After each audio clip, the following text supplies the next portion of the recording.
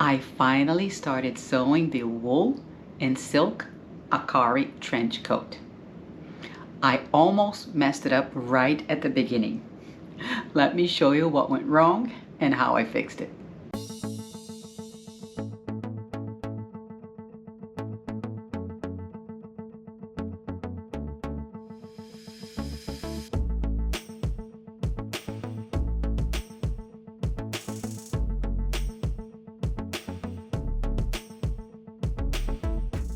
Hi everyone, my name is Karen and this is my channel KGFL Creations. It's Friday, so you know what that is. Another episode of #FridaySews. On Friday Sews, we talk about what has been going on in our sewing room. We talk about the plans that we have for the weekend and for the week ahead. And if there's anything happening with life, we talk a little bit about that too. But today I'm cutting two of those. I am only going to talk about what has been going on here in the sewing room. Before I get into that, I want to talk about what I'm wearing today. This is one of my sleeveless Rhapsody blouse. I made this a couple of months back. It was a remnant, about a meter left over from one of the Think Pink subscription box fabrics that I had received. And I had a meter left over and I made this one, and I had another meter left over and I made another sleeveless Rhapsody blouse. That's all I can do with 1 meter, and I'm wearing that today. Now, let's talk about what has been going on here in the sewing room. I finally started with the wool and silk Acari Trench Coat. Yes. I cut everything. It took me a long time to cut everything, but I did it. I did it and it went fine. To cut the wool, I laid out everything. I'm going that way because that's where my table is. I cut everything and I was going to use my rotary cutter because I usually cut, I cut pretty much everything with the rotary cutter. But this wool, it was a bit on the thicker side. I mean, it's not a thick wool, but that I was not able to cut it with the rotary cutter. So I had to use my brand new, well, it's not brand new. It's a pair of scissors that I had for a long time. It's Acari scissors, and I used that to cut the wool. My hands were hurting afterwards because I'm not used to using the scissors to cut fabric. So yeah, it's another thing that I just want to mention quickly. If you hear something in the background, I have a visitor here today. My brother-in-law is here. My sister is traveling, so he came over so he can have some dinner. So yeah, my daughter is talking with him and my husband. They're outside here in the family room. So if you hear a lot of talking, some background noise, you know what it is. I will insert a couple of pictures as I am talking about the cutting.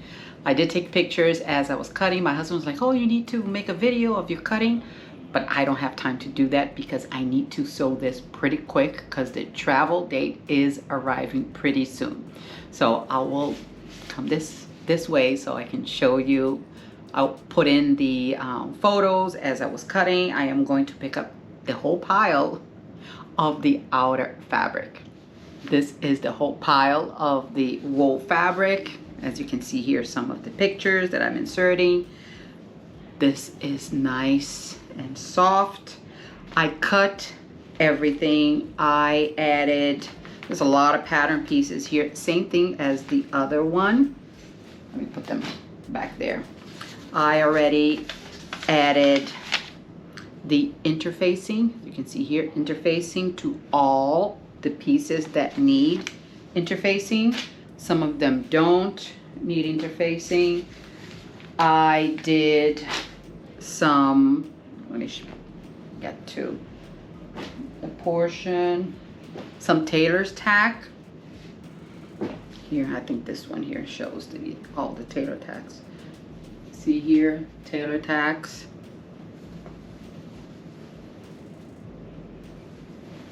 This is where the pocket is going to go here. I marked everything, both sides. with the little tailor tacks. I used a cotton thread, so it's not as slippery as polyester thread. So this thing won't be moving around, and I'm hoping not to lose any of my tailor tacks. And this went no problem at all while I was cutting this. Now I am going to pull out the silk fabric.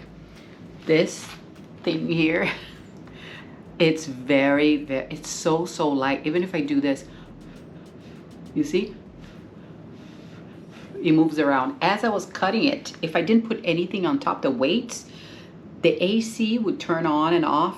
If the AC was on, it would just lift up the edges of the fabric, because this is so nice and thin. This fabric, oh my gosh, it is so delicious. It is so good. You see this one piece here? I'm being careful because I still have to stay stitch this whole thing. You see this? I did cut it the wrong way out so I can mark it. So the good side of the fabric is on the inside of the pattern pieces here that I cut. I'm holding this very carefully because this thing is very expensive. I was so afraid of cutting this. I'll tell you that. I was so afraid of cutting this. But this is finished. Now I have to sew this whole thing and make sure that it comes out okay. Even all of the tiniest little pieces of the silk, I couldn't throw it in, I couldn't put it in the trash, because all of this thing is so good. I mean, there's nothing I can do with this. Nothing I can do with this. But I just couldn't throw it in the garbage. So I don't know what I'm gonna do with this. It's crazy, but yeah, good stuff. Nice and soft fabric. Now, let me tell you, the wool fabric, she had purchased 6 yards of fabric, and again, I only used 3.5 yards of fabric. The fabric that the amount of fabric the pattern tells, I think, is 4 yards or 4.5 or something. It is a lot. It is a lot. Granted, this fabric was not as wide as the corduroy that I used. That one was really wide. This one, I think, was like 53, maybe 54 inches wide, which was okay, but the other one was easier to place everything, and I had a lot more space to cut everything according to the instructions of the pattern. So that went okay, no problem. So with the 6 yards, I still have about 2.5 yards, but it's not a full 2.5 yards. The half yard has a bit of a weird cut in it, so it's technically, I don't think it's a full half yard, but I'm counting it as 2.5 yards. The silk, she purchased 4 yards of silk, and I have about 1.5 yards left over. Yes, but with the silk, I still want to make a scarf. Don't know what kind of scarf. I don't know if I'm going to do only a neck scarf, which I think is about a 20 by 20, maybe a 25 by 25. I am not sure. And if I do a smaller scarf just for the neck, I might have a little bit left over, maybe to do another Rhapsody. I don't know. She'll let me do that. Because it's not enough to do anything. It's not enough fabric to put into a lining. Well, maybe the bodice, and then the arm can be something else. Yeah, maybe. I don't know. Because 2.5 yards of the wool is not enough to make something. It's not enough to make a blazer. I was looking at a blazer, the Auburn blazer by Cashmerette, and that for her size needs 3.5 yards. Maybe it's a bit too much, but for me, it's only 2.5 yards. So maybe I'll do something for me. Perhaps I'll use the silk for the inside. I don't know. I have to see. I have to see what I am going to do with the leftover fabrics. But for sure, I will do a neck scarf so she can just tie up and look pretty. I prepared myself. I bought some extra, no, it says ultra fine pins. I bought them from Amazon because the pins that I have, they are fine. Is it fine? Yeah, it's a fine glass head pins. But because I'm going to sew with silk, I needed some ultra fine glass head pins. So I ordered a little package from Amazon. I received that. I believe I showed you the buttons the last time. Not last video, but the video prior. I believe I showed you the buttons, which I already have it here in my buttonhole. And I'm gonna tell you what happened in just a little bit. So it is already here in my buttonhole foot. Actually, I noticed that this button here, it has the design of it. It has a side that should be up. I'm gonna insert, I got it from Mood Fabrics. I'm gonna insert it here for you to see the actual button, what I'm talking about, so you can see it. Because if I get this close to the camera, you're not going to see it. It's a pretty button, but I will have to make sure that when I add this button, I put them all in the same position. So they're all facing the same way, going up. Now I am going to tell you the mistake that I made. Oh my goodness. Let me tell you what happened. I ironed everything, right? I added the interfacing to everything, and I'm like, okay, I will go and start with step number 1.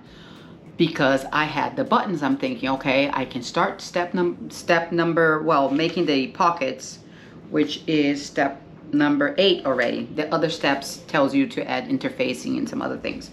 So I had done all that stuff. So now it's time to start sewing.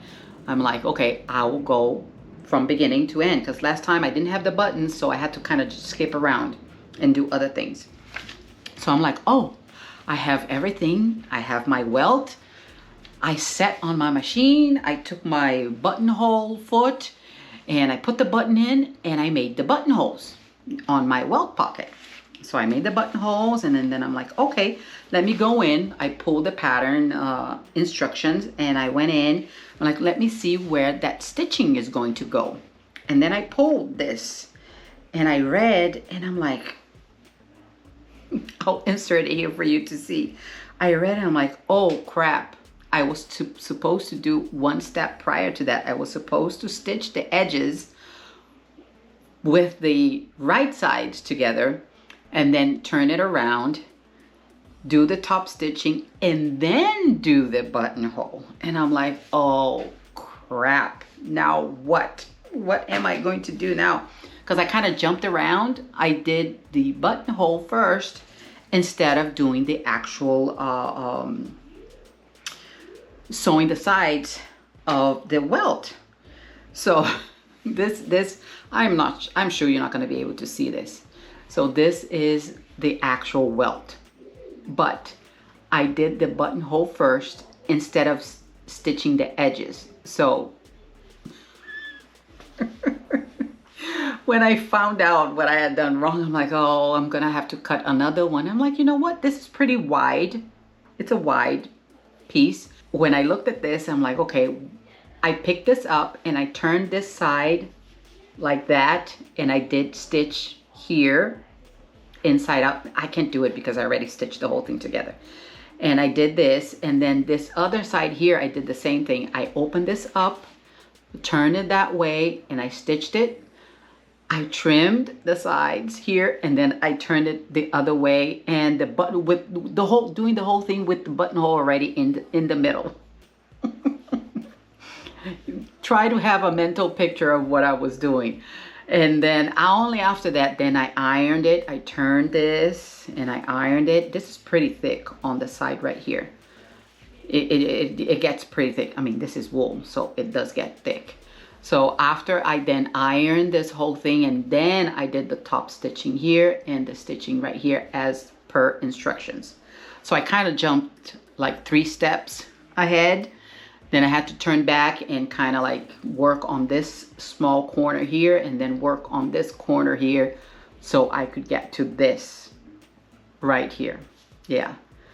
Good thing that I still have leftover fabric, but I did not want to cut another one because I already had interfaced everything.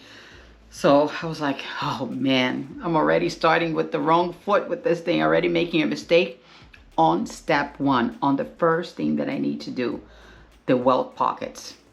I mean, just with the welts, I made a big mistake with the welts, but at least I managed to salvage my mistake. I saved it, and now this is ready to go with the lining, and then I'll start with the other steps. So yeah, this was a big, it was scary. I'm like, oh crap, oh crap. But yeah, this is nice and soft. I am using a Microtex needle 8012, I think. It's working fine with the fabric, no problem at all. When I go to sew the silk, I will switch to I think a 60/8. I think that was what it's called. Let's see if that will work on my machine. I was talking with the ladies on our Saturday Zoom call, and one lady was saying that she tried to use the 60 needle. I think it's 60/8, but she couldn't thread the needle because the needle was so thin and the eye was so small that she couldn't thread it. I'll see if I can use that. If I can not use the 60, at least the 70, I know it works. I can do that with the 70/11. Yeah, I think that's what it is, 70/11. They also told me to make the stitch smaller instead of a 2.5. Usually I leave it at a 2.5. I'll make it a little bit smaller, maybe a 2 or a 1.8. So there's not a lot of space in between, and I have to also check the tension of the machine, make sure that everything is okay before I start with the actual silk. I have my little cuts that I'm still holding the cuts there because I can't throw them out. So I'll be testing on all the little pieces that I have, the offcuts. I'll be testing on that before I go into the silk. And actually, I think I might do that first. I'm dying to sew with that silk. I want to see how it feels to put that through the machine. And hopefully, I'll cross my fingers that it works okay. And that's where I'm at with the actual Acari Trench Coat. I'm glad that I was able to fix that one problem I had in the beginning when I started just making the welt for the welt pocket. I am so happy. You guys have no idea. I didn't want to have to cut anything else. This thing is thick, and I already had the other one, the fabric already folded and on the side over there, and I really did not want to cut anything else. I will keep you posted as I keep sewing. Every Friday, you know that I come out with my video on Friday Sews, and as I keep going, I will share with you. I don't want to bore you to death with everything again and again for the trench coat, but this is different. It is a fabric that I have not sewn with in the past. This wool, it's new to me. The silk is definitely new to me. Never sewn with silk in my life. So this will be interesting. It will be interesting for sure. Thank you so much for watching, and don't forget to give a thumbs up to this video if you liked it, and also don't forget to subscribe. Yes, don't forget to subscribe, and also don't forget to hit that notification bell so you're notified every time I upload a video. I will see you on the next one. Bye.